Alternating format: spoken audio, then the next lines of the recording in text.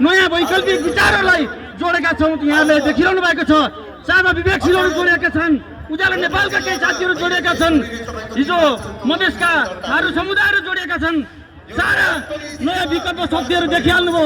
अहिले बालन राष्ट्रिय स्वतन्त्र पार्टीमा आउँदै गर्दा भावी प्रधानमन्त्री भन्ने हामीले घोषणा गरिसकेका छौँ। त्यसैले के आशा छ भने अब राष्ट्रिय स्वतन्त्र पार्टीमा छ भन्दै यस कार्यक्रमका आजका आकर्षक प्रत्यक्ष उम्मेदवार आदरणीय व्यक्तित्व दोलखालीहरूको छोरो भविष्य बोकेको एउटा भिजन भएको व्यक्तित्व म इन्जिनियर जगदीश खरेललाई आफ्नो यस फोन सभालाई सम्बोधन गरिदिनुलाई हार्दिक अनुरोध गर्दछु।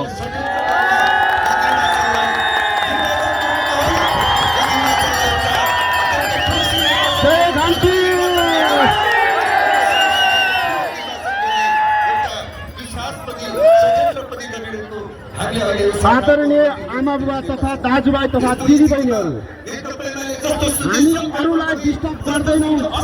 सुनेका कुराहरू भोलि गर्छ कि गर्दैन भनेर निहाल्नु पर्ने कारणले हामीले धेरै हल्ला गर्न दोलखा जिल्लामा राष्ट्रिय स्वतन्त्र पार्टीले किन उम्मेदवारी दिँदैछ? जगदीश खरेल राष्ट्रिय स्वतन्त्र पार्टीबाट दोलखामा किन उम्मेदवारी दिँदैछ भने राजनीति गर्न आएको होइन, राज्यको नीति मान्न।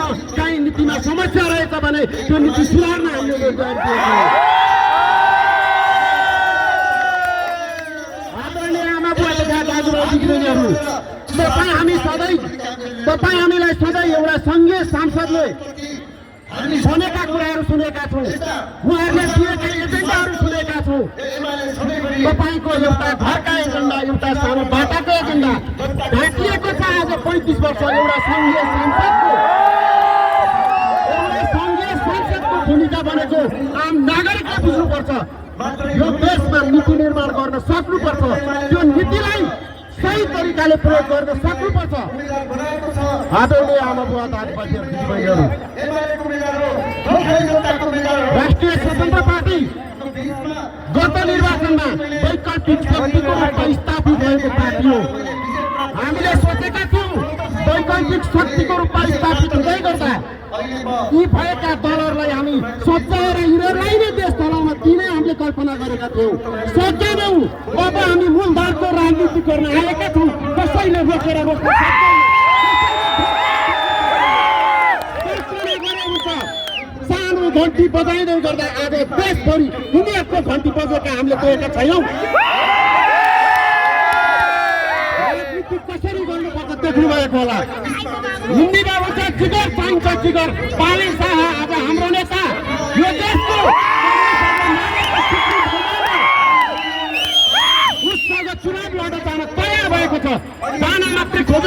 उनीहरूको मुटुले ठाउँ छोडिसकेर एउटा मेरो पार्टीको श्रद्धेय नेता, हाम्रो पार्टीको श्रद्धेय नेता बाले शाह प्रधानमन्त्री बनाउँदा हामीले निर्णय गर्दै गर्दा उहाँको हिम्मत तपाईँहरूले देख्नु भएको होला। हामीले कल्पना गरेका छौँ यो देशमा कम्युनिस्ट शासकहरूले सुप्रिम कमान्डरको रूपमा लिएको व्यक्तिसँग लडाइँ लड्न तयार हुनुहुन्छ। एकजना जम्मा 35 वर्षको युवा हो। बोलिदिँदै गर्दा बुढाबुढीहरू त्यो राजनीति गरेका बुढाबुढीहरूको त साथै जाँदो रहेछ। देख्यौँ नि त हामीले, देखेनौँ साथीहरू। हामीलाई धेरैहरूलाई गाली गलौज दुनियाँ गर्नुपर्ने अवस्था छैन।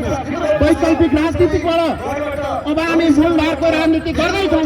हामीलाई म्यान्डेट दिएर पठाउँदै गर्दाखेरि तपाईँहरूसँग हामीले छरिएका हाम्रा एजेन्डाहरूमाथि कदाचित हामीले धोका दियौँ भने दोस्रो म्यान्डेट फेरि तपाईँहरूले नदिन सक्नुहुनेछ।